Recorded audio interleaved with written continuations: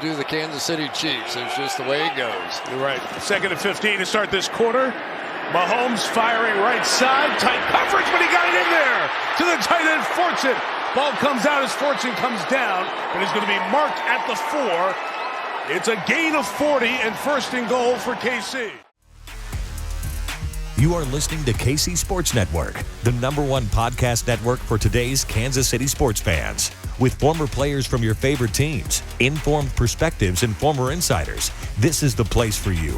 KC Sports Network is proudly presented by Emprise Bank, your partner in possible. What's up, Chiefs Kingdom? Today's nugget. Did you know that if Patrick Mahomes wins even one of his next 2 games, he'll have the most wins, touchdown passes, and passing yards through the first 75 games of any quarterback's career in NFL history? We've been talking about these numbers, the 75 game mark for a while. Kenny Stabler is the quarterback that he's chasing as far as the most wins. Dan Marino is with touchdowns. He just passed him a couple of weeks ago or last week. And now we're talking about all 3. We're talking about one quarterback holding all 3 of those feats. Again, wins, touchdown passes, passing yards. Patrick Mahomes will have the most of anybody through the first 75 games of his career, should he get at least one win over the next couple of weeks. I like his chances of doing that, and it's never going to get old talking about these stats and these records and this pace and all that. It's the greatest we've ever seen through a quarterback so far in his career. So pretty special stuff. I'm BJ Kissel, former Chiefs sideline reporter and founder of KCSN and asker of questions here on KCSN Update, your daily Chiefs podcast and video from us here at KC Sports Network. It's Tuesday, so those questions come in the form of our 5 burning questions for the Athletics' Nate Taylor. We'll get his thoughts on Sunday night's performance, the latest on some key injuries the Chiefs are dealing with right now, plus much more right after this quick word from our friends over at DraftKings. NFL Sundays are only getting better, and so are the incredible offers at DraftKings Sportsbook, an official sports betting partner of the NFL. Right now, new customers can bet just $5 on any NFL team to win and get $200 in free bets if they do. And check this out. Right now, everyone can earn up to a 100% boost with DraftKings stepped-up same-game parlays. Go to the DraftKings Sportsbook app, place a same-game parlay, and combine multiple bets like which team will win, player props, point totals, and more. Anytime scores, I've talked about this before. It's my personal favorite. You can go across the NFL. Always feel like you got a shot. And with payouts bigger than ever, DraftKings Sportsbook is my go-to when betting on the NFL. Download the DraftKings Sportsbook app now, use promo code KCSN, and place a $5 pregame moneyline bet to get $200 in free bets if your team wins. Only at DraftKings Sportsbook, an official sports betting partner of the NFL, with code KCSN. Minimum age and eligibility restrictions apply. See show notes for details. All right, and now we are going to be joined by Nate Taylor from The Athletic. Fresh off a flight back from LA. Nate, how's it going, man? I am doing well, BJ. I was on the one direct flight, I guess, Monday night going back to Kansas City from LA. So, no, I'm doing well. Hopefully everybody is going to travel, pretty well and smooth for Thanksgiving. But, yeah, it was a nice trip in LA. Yeah, at least they gave you something to write about in that game on Sunday night. There's a shortage of storylines coming out of that one. Yeah, and the cool part, too, is, now we're getting into, like, what I like to describe as, like, real football. Like, September is fun because we just haven't seen the sport at its height in months. October is interesting just because who's good, who's not. You're starting to see teams separate. And sort of storylines permeate and develop. And then I think when you get to Thanksgiving, it's like, oh, seasons have changed. Weather's changed. Divisional matchups. All of a sudden, now we have the actual playoff picture that they put on television. Like, who are the division leaders? Who are the wildcard teams? Who's, still in the hunt? And so I love that part of the season when you get to November and it's around Thanksgiving Day. Obviously, you have football games. You're with your family. And now it's truly a sprint to January and the postseason, and like who can really stand the test when teams have so much information, so many plays on tape of what you're good at and what you're not good at, and obviously, the quarterbacks sort of matter. And so my buddy Rustin Dodd, who covers are wide-ranging things for us at The Athletic. He's also a Kansas City native. He was with me. Know some of the family. I know his sisters. Yeah. Shout out to Reagan. I mean, he was with me Sunday night in SoFi Stadium. So whenever Rusted starts to like come around, whenever it's Lindsey Jones, whenever it's people that obviously you just love and respect working alongside, then it's like real football, not just, hey, it's a week 7 game in October. Yeah. Shout out Riley too. Don't want to leave Riley out of Yes. that. And the Dodd family as well. She's a Stater.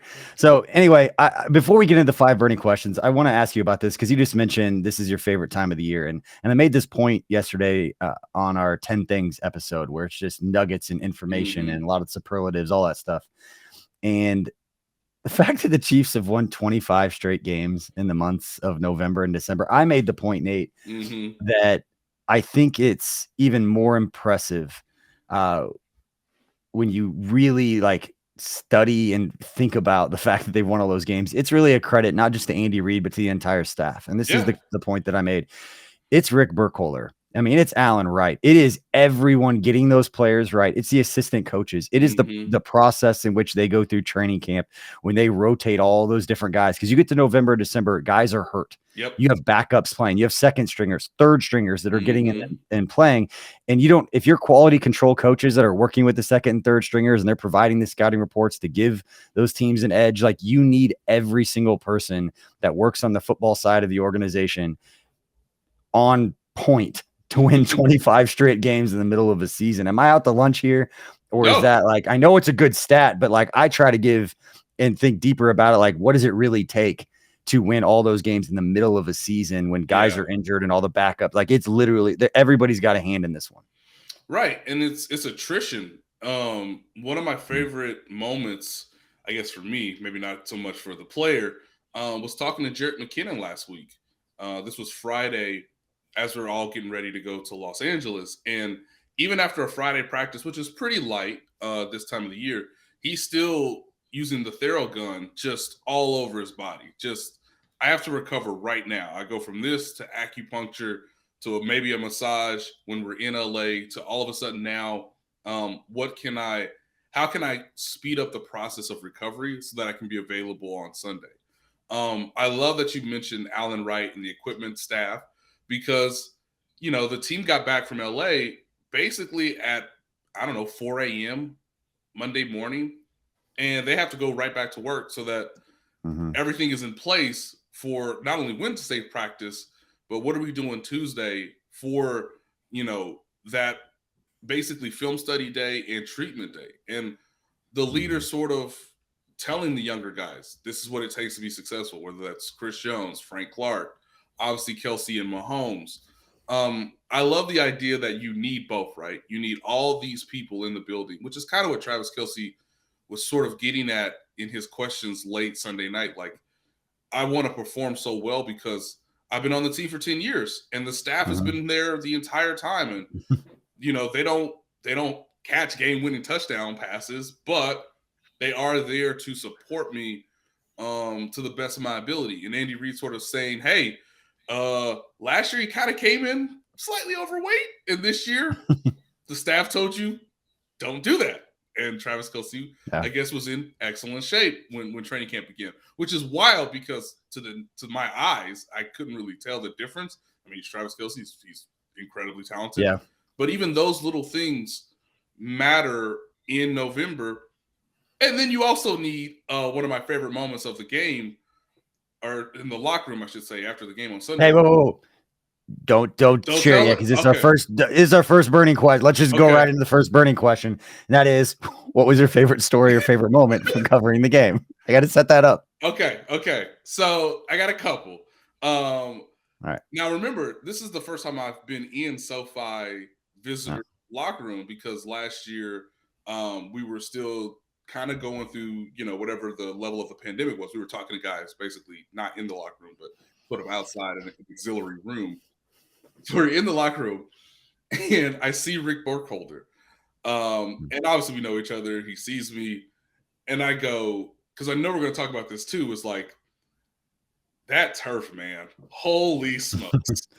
But he said, look, we obviously prepared the equipment people really figured out what type of cleats will best support you, because that's been a study that's going on throughout the league. And then he said, it helps that 15 has a cape on. And that's when he stopped talking to me to address another player's I won't say issue, but just to address another player's situation, I guess. Not bad, not terrible. Yeah. Whatever. But he wanted, I knew exactly what to ask him, because these moments happen quick. Your head's on a swivel. 1 minute I'm shaking, Mark Donovan's hand, and we're talking about Thanksgiving. Next minute you're talking to Skyy Moore, who just had the best game of his career. I'm trying to see like who in the defense is available, because you're supposed to allow guys to shower and then you can talk to them afterwards. Or some guys are just like, I'm in uniform, I'm still in it, I'm emotionally like high, like let's just do it now. So you're trying to meet people where they are, which of course I know all too well, BJ. But Rick having the sense to like, I got to drop the mic before I move on, and basically being like, yeah, well, that's great, Nate. It's great you recognize that, like, we're trying to do this, and like, here's the issue, and like, it's a different circumstance because of the field and like how we work together, the medical staff, the equipment department. But 15 has a cape, and that's why we won. Such a great way to put it. It's like, okay, great. he has. It's a nice segue into the next one, and that's the latest injury news. We talked about this going into the game. We talked about it last week. Cooper Kupp coming out and saying what he did before his injury, which I don't think going back and watching, I don't know how much that had to do with the turf, but DK Metcalf, there's been a lot of NFL players outside of the Chiefs and specific to the game on Sunday night talking about the turf at SoFi, and you have $1 billion stadium with what they are describing as basically cheap turf that is causing a lot of injuries. Yep. Chiefs had some injuries on Sunday night. What's the latest on those injuries, and are any of those related to the field and to the turf at SoFi? This goes to your depth, BJ, excuse me. I'm all over the place right now. But BJ, I think Andy decided if there's something soft tissue related, you're done. Like we're not going to push it. We're not going to try to extend you or get you back, which was so fascinating about Monday night's game against the Cardinals and the 49ers. They're playing on natural grass, but it's in high altitude. And someone like Deebo Samuel, like after every play, is just coming off the field being like, can you just stretch my legs out again? Like, this doesn't feel normal based on the playing surface and the high altitude. So you have to be mindful of every stadium has its own sort of circumstances surrounding it. But I think Juan Thornhill didn't play in the second half because of a calf injury. We're just going to sit you down. I'm not going to force it. Brian Cook's been coming along. We have him and Justin Reed, We'll just use those two guys as our safeties, and we'll rotate, obviously, the young cornerbacks in. I think Juan will probably be fine, but they just weren't taking any chances. When it comes to go ahead. Real quick on Juan, because you and I both know when it's an Achilles injury, they say calf. And then like afterwards, they'll be like, oh, it's a torn Achilles. And so now that I'm not there, whenever I see calf, I'm immediately triggered to, that's what they said about Mike DeVito. That's what they said about Derek Johnson. That's what they said about all these guys. Because they didn't know. In fairness, it's not like they're beating around. They're not trying to give you the information. It's just, it starts off as a calf and they quickly rule him out. I'm glad that you're providing that color to it, because he was pretty quickly ruled out. Like he wasn't coming back in the game with a calf injury. And I was immediately looking at Kent like, I hope that's not what I think it is for that dude.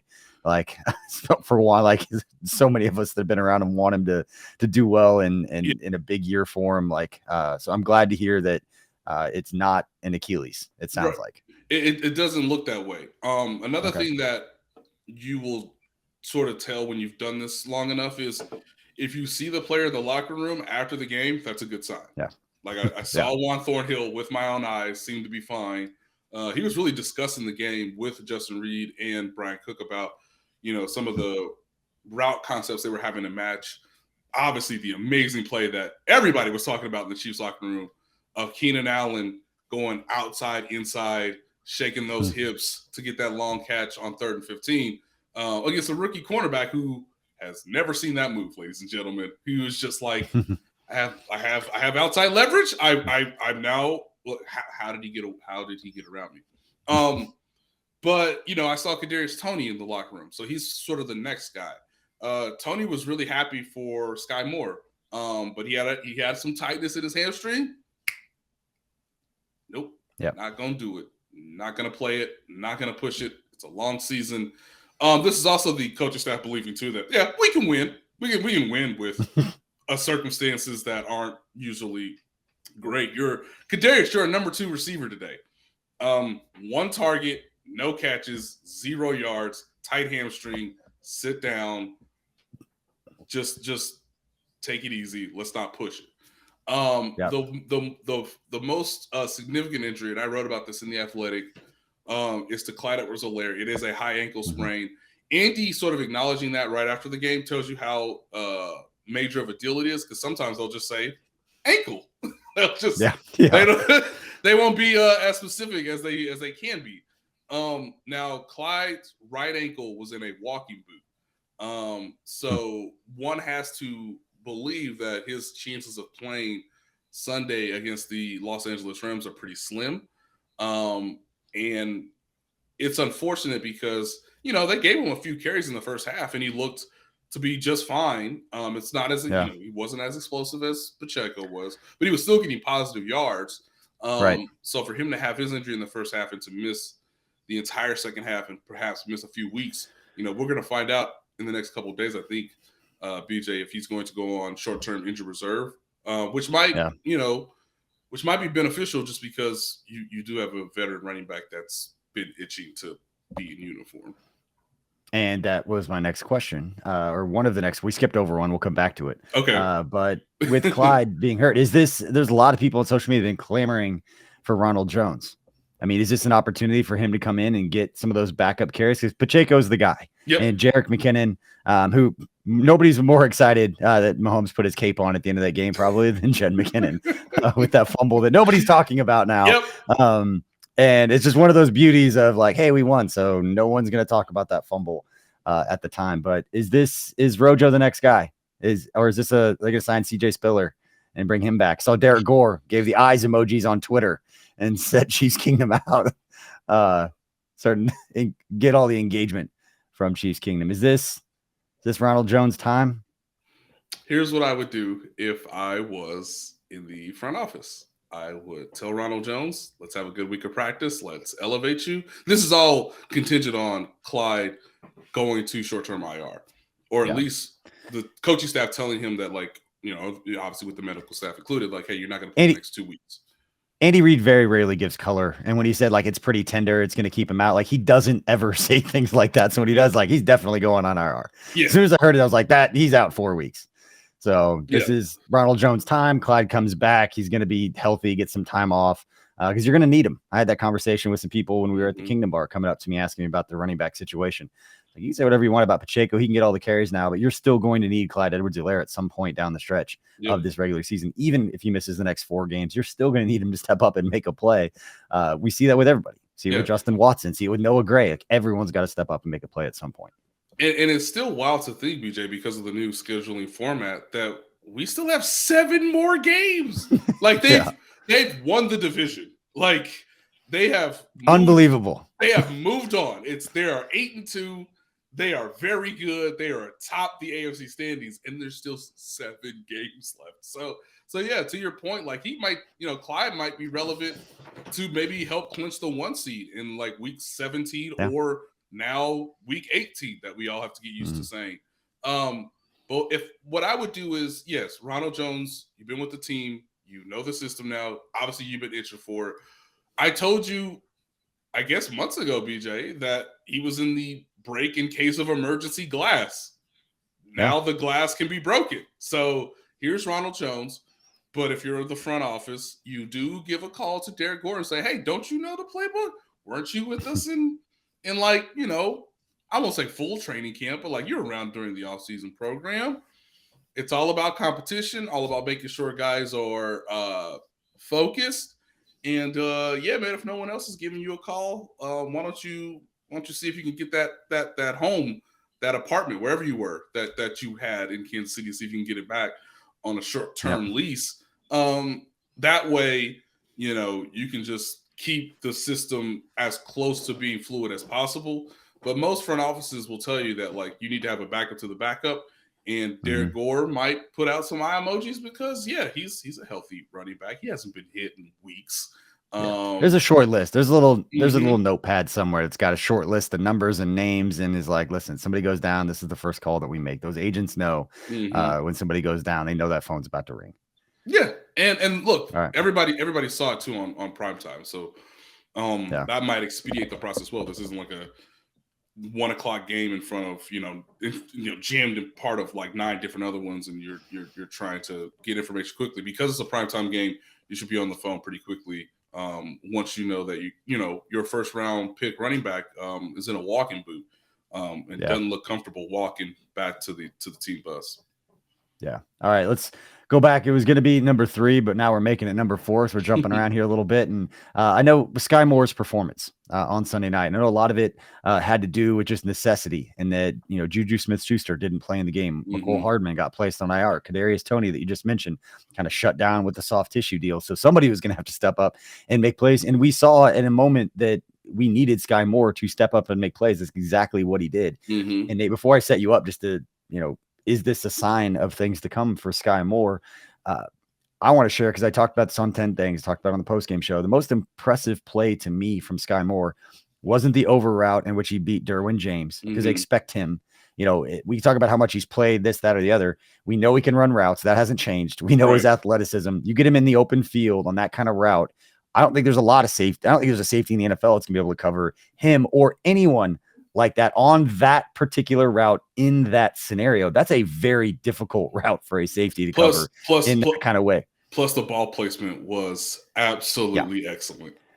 There's nothing you can do on that. But the play that stood out to me the most was the broken play. It's the one that he dove back forward to catch across the middle. And at first glance, I was hoping and thought that it may have skipped off the ground. It didn't. He got his hands underneath it. But that was a broken play in which, if you watch Skyy Moore, he turns and there's like that outfield turn where you're looking this way and then you reach back over with the ball behind you and found basically an open lane and found a crease for Patrick Mahomes to deliver the football to him. And he was probably the only guy on that play that Mahomes could have got the ball to. So when you're talking about executing within the framework of how the play is designed, you can develop trust. But when Mahomes leaves the pocket, for him to find Skyy Moore and pick up a chunk play the way that he did and the way that Skyy got open and had to basically maneuver his body and kind of know where to go, that's instinctual. You can practice that stuff to trust that they're going to be in a spot and trust they're going to get open for you. But that play meant more to me as far as that's developing trust with Mahomes. It's not running a slant or the over route in pocket, in framework of how the play is supposed to go. It's he got open and did his thing when Mahomes is leaving the pocket. And that's what stood out to me. But is what we saw on Sunday night a sign of things to come for Skyy Moore? I think so. And now that I'm sort of really thinking about what you just said, BJ, like it makes a lot of sense. And I hadn't thought about that exactly the way you had just described it. So that's a very good point by you, because Patrick is at a place right now where he and the offensive line are in true concert. The only time they got Patrick in the game was because Pacheco just got beat by Derwin James, who just happens to be really good, which is funny because that's a flip of like week 2 when like Pacheco like just stonewalled Derwin James. So I'm sure Derwin James had his name written down. Pacheco gets after it. We saw it at training camp. Pacheco was a bad rep, but that is not an area of weakness for Isaiah Pacheco. He just got by one of the best safeties in football. Yeah. So I think moving forward with Skyy, can he get like 4 targets a game? Because yes, Travis Kelce exists. We think Juju Smith-Schuster might be back for Sunday's game. Marquez Valdez-Scantling, I think, has done a really nice job of running routes hard, knowing that like the ball might not come to me. But obviously he's an experienced guy, so he's going to get his own targets too.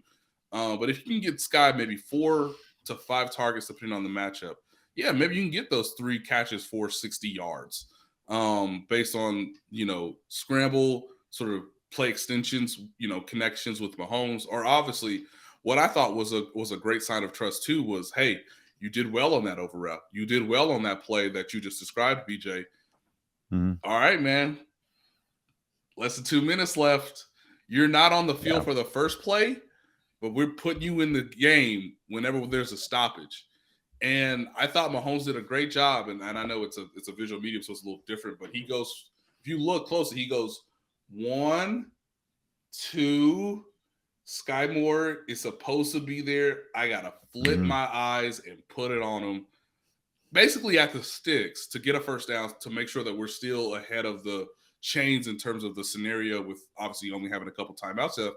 And guess what? Skyy Moore was right there, made the catch, secured the ball, didn't try to do, more than was necessary for the play at the time, and then gave the ball to the referee, and they got right to the next play.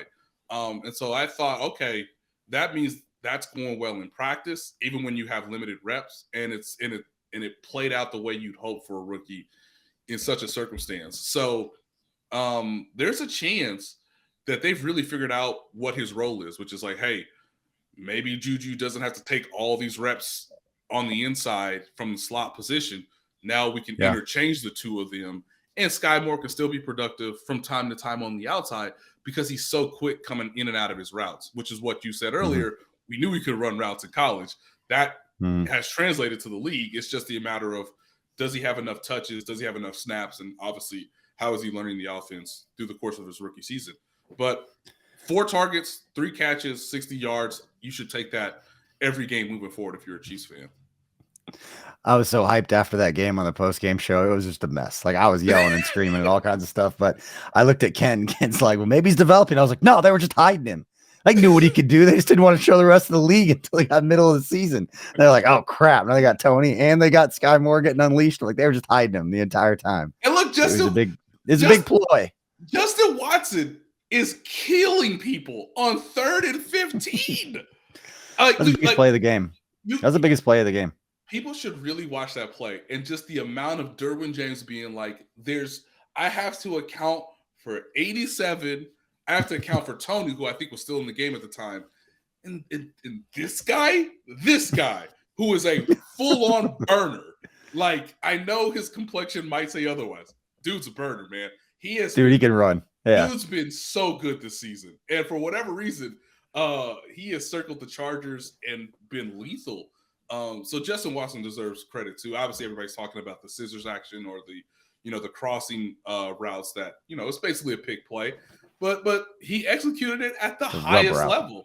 A rub route, high low. Big play has a negative connotation. It's a rub route. I mean, mirroring, I guess, putting a wall up, as coach was saying. We're not going to talk about the refs though, Nate. That's in a whole nother podcast that I would love to get your thoughts on. We don't have enough time in this day. You think get into the refs? You think they went back to their own locker room, looked at the stats and went, that jumps out. I like it. 0 penalties in the first half. The opening kickoff, they're like, throw a flag. Nope, sorry, I hit my mic, everybody. So throw a flag. Like there were some egregious ones in that I can't get to. But what I can get to, go ahead. Being hugged like he is a long lost friend is incredible. I'm like, look, I know screenshots aren't indicative of every play, but holy smokes, guys. That's bad. I love the actually let him play defense, like the not calling the ticky-tack fouls after the Kelsey one early, where he kind of gets tackled by Derwin James to get caught up. And he's within that 5-yard, like, okay, they're going to let him play like that. Kelsey reaches out. He makes contact with him too. Like, I'll give you that. But then on the MVS where he gets completely turned and like tackles, like that's obvious. Right. Like, come on. And then the Kadarius Toney one, the Creed Humphrey play, like, I'm going to get mad. I'm going to get mad at it. So instead, I'm going to set you up, talk about something positive. Okay. We spent the first 3-ish, 2.5-ish here talking about the offense. Let's talk to the defense. Let's talk about the defense. What's the best story for you in being there and watching what the Chiefs defense did? Because offense can get all the credit. The defense didn't step up at the end of the first half and the first 2 drives of the third quarter. They don't have an opportunity to win that game at the end. I've been contending that since the game was over. That changed everything for that game, is the stop at the end of the first half, forcing the field goal, and then the 2 punts that they forced to start the second half.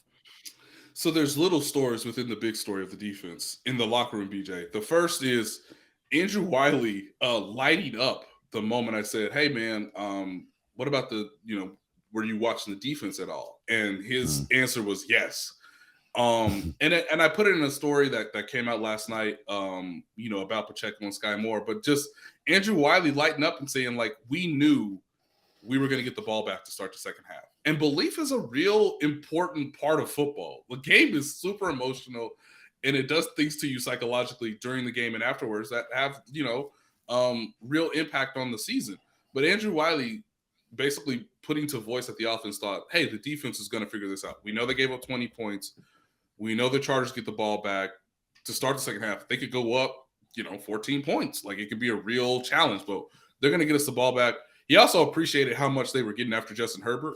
And then Willie Gay, his teammates call him the juice man.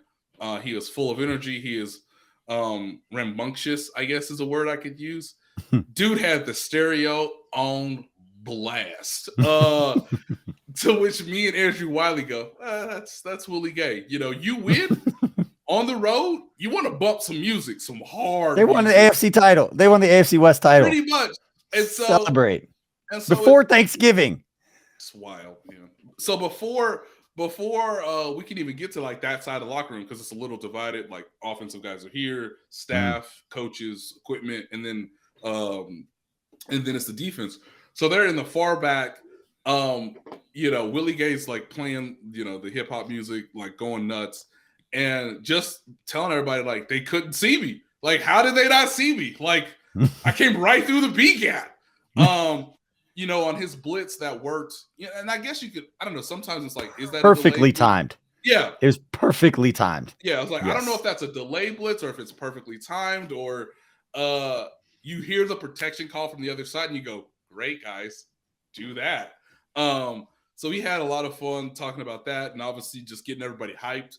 And I get the sense that even for the secondary, it's just like, it's going to take that to beat us in the fourth quarter. And what I mean by that is Keenan Allen pulling out a magician's trick on a deep ball that very few quarterbacks can make, not named Patrick Mahomes, and Joshua Williams just being in the right spot, having the inside leverage, having the sideline as his additional defender. And even Dave Merritt, the assistant coach, was just like, that was an incredible move. Like, just a truly incredible play on 3rd and 15. And like, we will give him all the credit.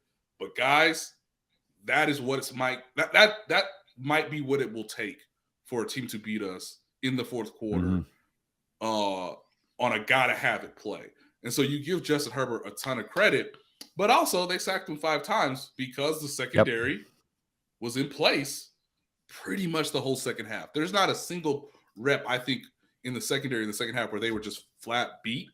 It's funny, Brendan Staley, and I guess Joe Lombardi to some extent, but I give more credit to Staley here. They go tempo at certain times, and so they come out of the timeout in tempo, and that's how they got the touchdown pass to Joshua Palmer, because all of a sudden Nick Bolton is trying to tell Brian Cook where to be, and Brian Cook's like, but he's running the route right in front of me. And so they scored the touchdown on tempo out of a timeout, which I thought was very fun from a tactical standpoint.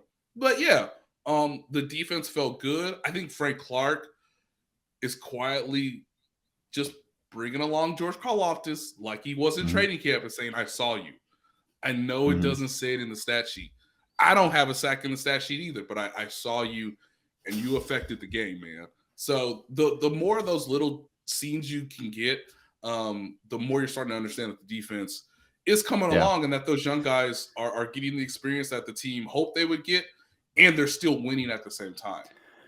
I just need George Karlaftis to average a sack and a half now over the last 7 to break the Derek Thomas record that I projected at the beginning of the season. So there's still time. There's still plenty of season left. We already established that. But it's going to take a lot at this point. I'll wear that one. But Nate, before we let you go, it's always good stuff, man. I enjoy chatting with you and getting the behind the scene perspective of somebody who's there covering the team. Has got all these little fun stories. And now, before we let you go, I want to get something that you're thankful for, as it's Thanksgiving week here. But before you do that, I want to shout out. We've been talking about our Soul of KC raffle and all stuff. It's all over social media. We're going to continue promoting for the next couple of weeks. But I want to spend the next 30 seconds. I want to promote what Juan Thornhill is doing raising money for the victims' families of what happened at the University of Virginia with the football team. You can find the information on Juan's social media platform, especially on Twitter. There's 1 day left. He's donating custom game-worn cleats, 2 playoff tickets, and a signed Thornhill jersey. You can buy raffle tickets. They're $20 a piece. 100% of that money, again, is going to support the victims' families of the tragedy that happened down at the University of Virginia with the football team where Juan played. Again, find all that information at Juan_Thornhill on social media. You can find it there. You can find the graphic and all the information, but I want to shout out. It's not surprising people who've been around Juan for him to want to give back and do whatever he can to help in that way. But I want to use this platform to bring that up. But Nate, man, what are you thankful for as we get ready for Thanksgiving? We wrap up this show. Yeah, obviously I'm thankful for my family. That's a given. It's been a wonderful year. I'm just thankful for just the community around the city and the Chiefs. So I haven't shared this story yet, but again, I think kind of based on the airport situation, obviously they're building a new one. I hope that will be put together in time for next year's draft. But I was on the one flight Delta had from LA to Kansas City.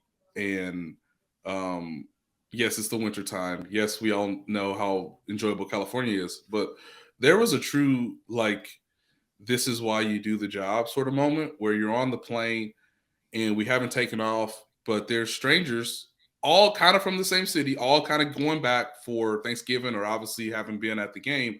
And they're just talking about the Chiefs. They're just talking about obviously what Patrick Mahomes and Travis Kelce did yet again against the Chargers.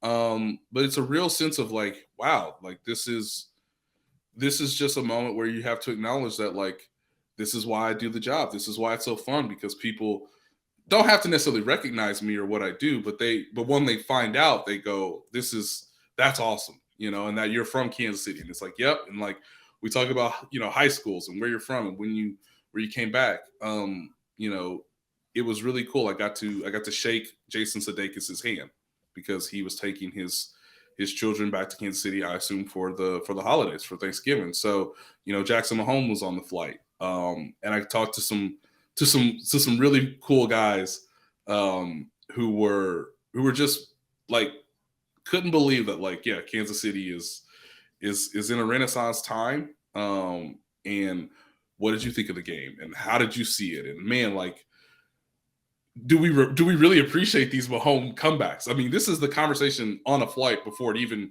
leaves LAX. And it's just like, okay, I know we all got through the pandemic the best we could. God bless all the medical experts and the healthcare workers who got us to this point to where we could have, true fellowship about something that brings us together from a civic standpoint. And that just happens to be the football team. But it's something that just reminds me of how grateful it is to do this job, sort of the civic responsibility we have, BJ, because everybody going back from Los Angeles to Kansas City wants to talk about the Chiefs. Gotta love it. Gotta love the position that we're in, and the people.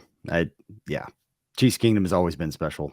People who cover it, like yourself, do a phenomenal job for us fans as the conduits and the people who let us know what's going on and share those stories with us, because it's a special time. And we're going to look back in 20 years and look at the things that you're doing and the way that you're covering it, and how special all of this is. So as long as nobody takes that for granted, it's gonna be a beautiful thing, man. But as always, we appreciate you for joining us. That is this episode of KCSN Update with the Athletics' Nate Taylor. We appreciate everybody for watching. We'll have plenty more content throughout this week for you, getting ready for that game on Sunday afternoon against the LA Rams, the defending Super Bowl champs, that are going to look a little bit different in this game. They're pretty banged up, and we'll have more on that as we get closer to the game. But appreciate all you for stopping by. We'll see y'all later.